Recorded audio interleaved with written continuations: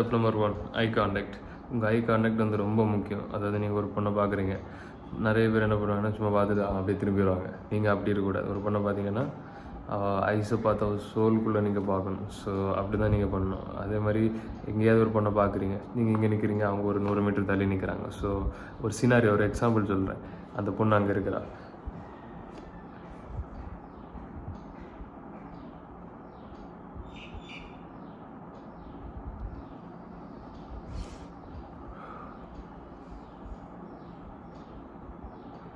நீங்கள் இங்கே இருக்கீங்க, அவங்க 100 மீட்டர் தள்ளி இருக்காங்க.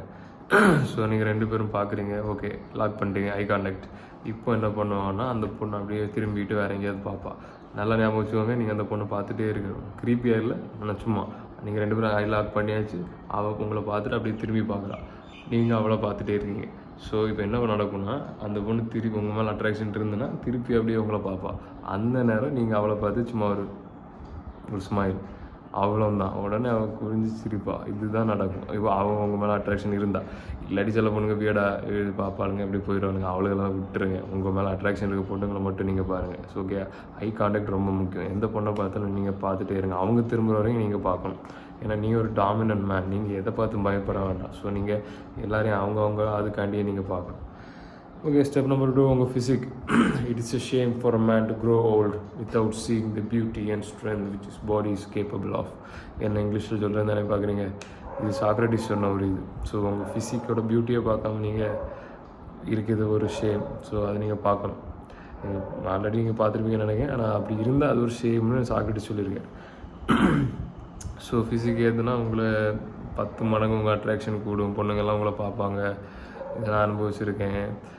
சும்மா டாக்குன்னு இப்படி ஓகே, அவ்வளோதான். Physique attraction next level. So ஃபிசிக்கை வந்து போய் டெவலப் பண்ணுங்கள். ஜிம்முக்கு போங்க. ஃபிசிக்கை டெவலப் பண்ண முன்னெல்லாம் எனக்கு யூடியூப் சேனல் நிறைய வீடியோஸ் இருக்குது. அதை பற்றி நான் இன்னும் டீப்பாக பேச வேண்டாம். ஃபிசிக்கை டெவலப் பண்ணுங்கள், அவ்வளோதான். ஒரு நாளைக்கு 1 hour தான் ஆகும் உங்கள் ஃபிசிக் டெவலப் பண்ண. Okay, body language. இது ஒரு இன்ட்ரெஸ்டிங்கான ஒரு விஷயம். நீங்கள் வந்து உட்காரும்போது இப்படி க்ளோஸ்டாலாம் உட்காராம, எனக்கு வச்சு காட்டவே ஒரு மாதிரி தான் இருக்குது. இப்படி க்ளோஸ்டாக இப்படி இப்படிலாம் இருக்காதிங்க. நல்லா ஒய்டாக, நல்லா சிட் பேக் ரிலாக்ஸ், அந்த மாதிரி நல்லா ஒய்டாக. இது யார் சொல்லுவா? தருண்குமார்னு. அந்த மாதிரி நல்லா நம்ம யாருக்கும் டஃப் இல்லைப்பா, நான் சும்மா சொல்கிறேன். ஓகே, இப்படி உட்காந்துக்கணும். ஜஸ்ட் ஒய்ட், ஆர்ம்ஸ் ஒய்ட், நல்லா இந்த பாஸ்டர் எல்லாரையும் கண்ணில் ஐ கான்டாக்ட். வேறு லெக்கு ஒய்டாக ஸ்ப்ரெட் பண்ணி வச்சுருக்கணும். ஸோ பாடி லாங்குவேஜ் கீ என்னென்னா எல்லோரையும் கண்ணை பார்த்து பேசணும், பாடி ஓப்பனாக இருக்கணும், நல்லா ப்ரீத்திங் ரிலாக்ஸ்டாக இருக்கணும். வேறு அவ்வளோ நல்லா ட்ரெஸ் பண்ணணும். ட்ரெஸ் பண்ணது நான் அந்த வீடியோவில் டீப்பாக போகல. உங்கள்ட்ட மணி இல்லாட்டி ஓகே, எனக்கு புரியுது. லைஃப்லான ஒரு லெவலுக்கு போன அப்புறம் நீங்கள் ட்ரெஸ் பண்ண கற்றுக்கோங்க. எப்போவுமே கற்றுக்கோங்க. ஆனால் நல்லா எக்ஸ்பென்சிவான ட்ரெஸ் எல்லாம் எக்ஸ்பென்சிவ்னா நல்லா கூச்சி இல்லாட்டி ரொம்ப பிராண்டட் அந்த மாதிரிலாம் இல்லை. நல்லா ஃபிட்டட் க்ளோத்ஸ், ஆனால் கொஞ்சம் எக்ஸ்பென்சிவாக இருக்கும். So body language is key. Okay, வேறு கோல்டு அப்ரோச். என்ன சவுண்ட் தான் நினைக்கிறீங்க? நான் தான். வேறு என்ன கோல்டு அப்ரோச். நீங்கள் ஒரு பொண்ணை பார்க்குறீங்க, இது போனஸான ஒரு விஷயம். கோல்டு அப்ரோச் எடிட் பண்ணலாம் நினைக்கிறேன்.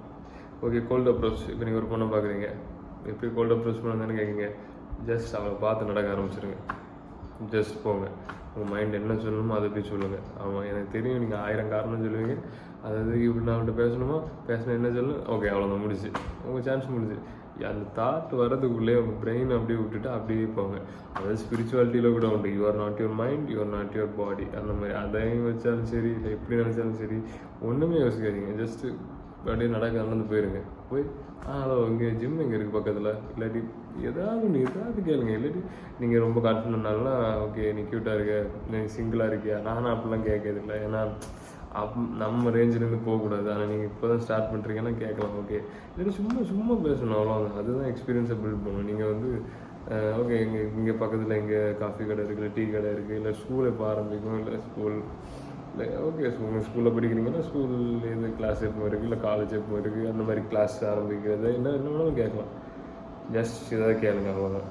என்னதான் இருந்தாலும் பிரச்சனை. ஜஸ்ட் பார்த்தீங்களா அழகான பண்ணு உங்களுக்கு தெரிஞ்சுட்டு நடக்க ஆரம்பிச்சிருங்க. உங்கள் ஃபீட்டை வந்து நடந்துட்டு நடந்துருங்க, அவ்வளோதான்.